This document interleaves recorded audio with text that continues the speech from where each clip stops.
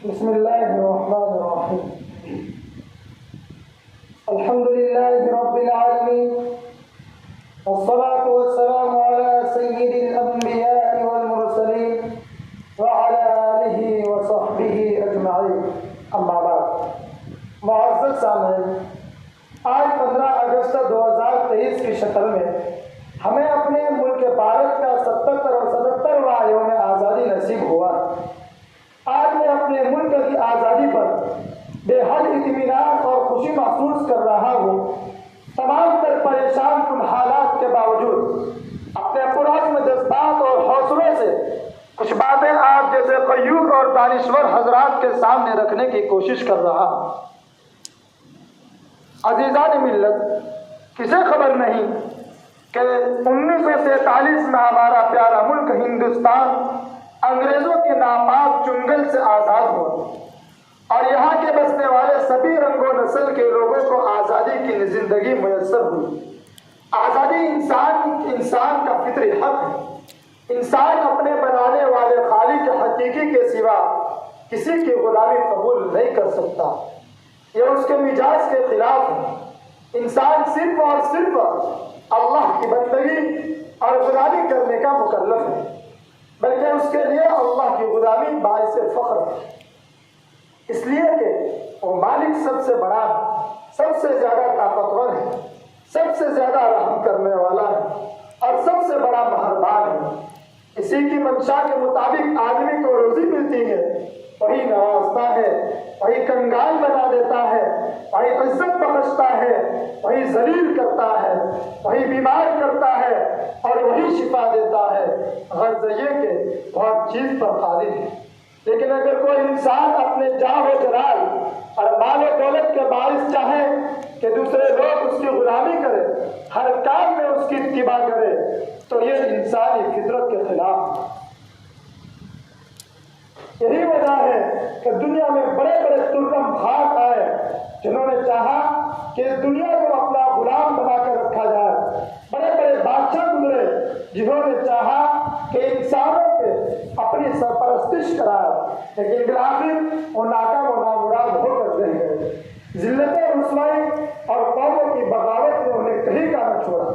خدا کے عذاب نے انہیں ایسا جگڑا کہ وہ رہتی دنیا تک کے لیے نشان و عبرت بن گئی. آج سے 250 برس قبل ہمارے ملک ہندوستان پر انگریزوں نے اپنا تسلط قائم کر لیا تھا.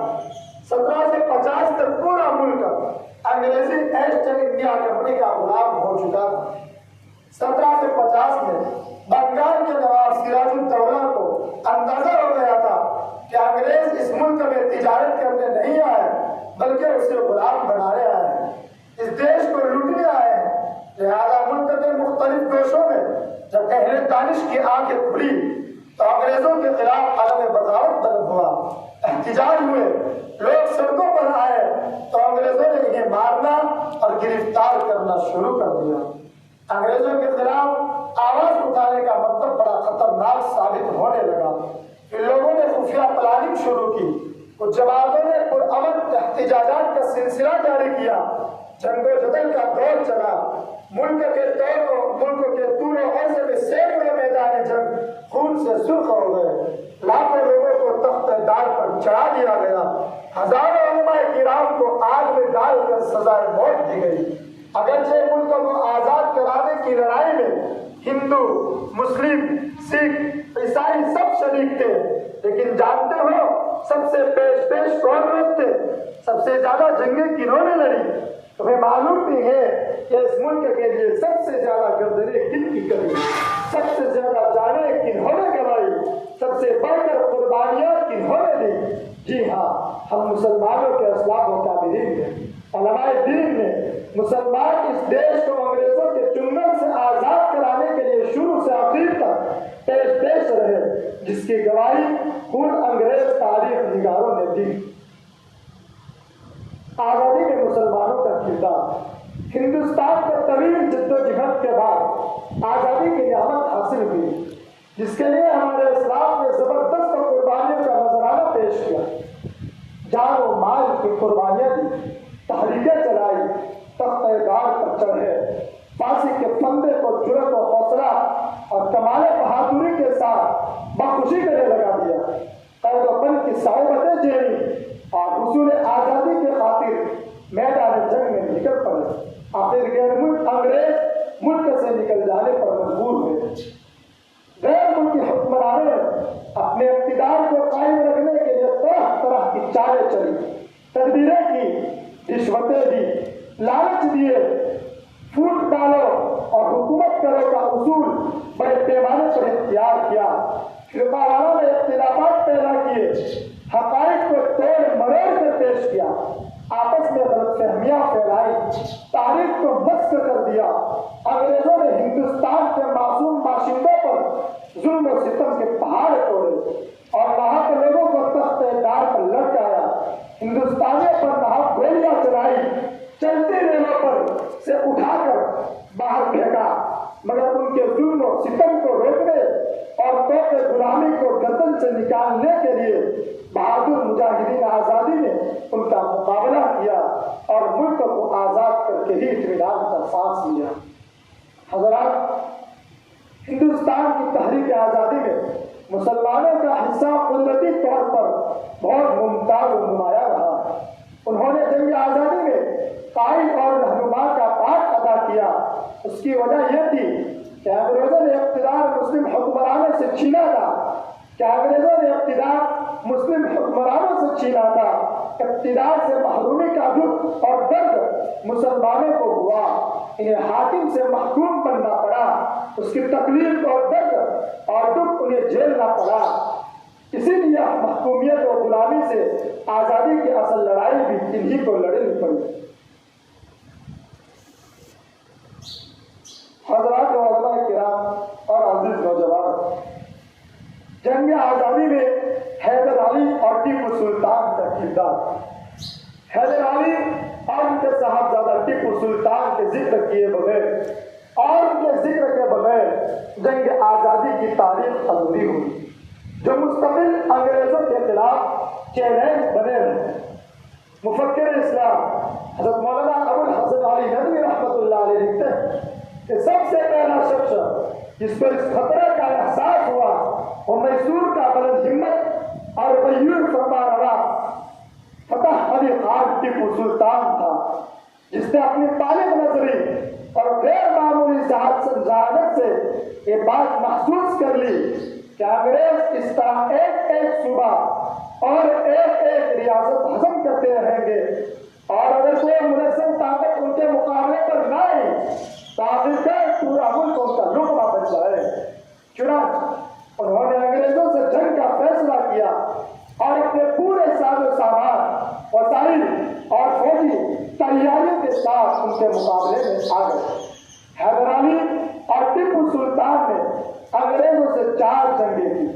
ٹیپو سلطان سن عیسوی 1782 میں حکمراں ہوئے۔ سن عیسوی 1783 میں انگریزوں سے ٹیپو سلطان کی پہلی جنگ ہوئی اور انگریزوں کو شکست ہوئی۔ یہ جنگ سن عیسوی 1784 میں ختم ہوئی۔ یہ میسور کی دوسری جنگ کہلاتی ہے۔ انگریز اپنی شکست کا انتقام لینے کے لیے بے چین۔ چنانچہ سن عیسوی 1792 میں انگریزوں نے اپنی شکست کا انتقام لیتے ہوئے حملہ کیا، مگر اپنے بعض وزراء اور افسران خصوصاً میر صادق کی بے وفائی اور اپنی ہی فوج کی غداری اور اچانک حملہ کی وجہ سے ٹیپو معاہدہ کرنے پر مجبور ہو گئے۔ ٹیپو سلطان کی جدوجہد اور وہ لازمی۔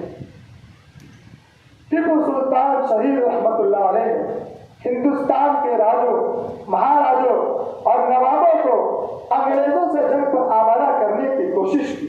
اس مقصد سے انہوں نے سلطان ترکی کی سلیم عثمانی دوسرے مسلمان بادشاہوں اور ہندوستان کے امراء اور نوابوں سے خط و خطابت کی اور زندگی بھر انگریزوں سے سخت معرکہ کی آرائی میں مشغول ہوئے۔ قریب تھا انگریزوں کے سارے منصوبوں پر پانی پھر جائے اور وہ اس ملک سے بالکل بے دخل ہو جائے، مگر انگریزوں نے جنوب ہند کے امراء کو اپنے ساتھ ملا لیا اور آخرکار اس مجاہد بادشاہ نے 4 مئی سن عیسوی 1799 کو سرنگا پٹنم کے معرکہ میں شہید ہو کر سرخوئی حاصل کی۔ انا للہ و انا الیہ راجعون۔ انہوں نے انگریزوں کی غلامی اور ان کے رحم و کرم پر زندہ رہنے پر موت کو ترجیح کی۔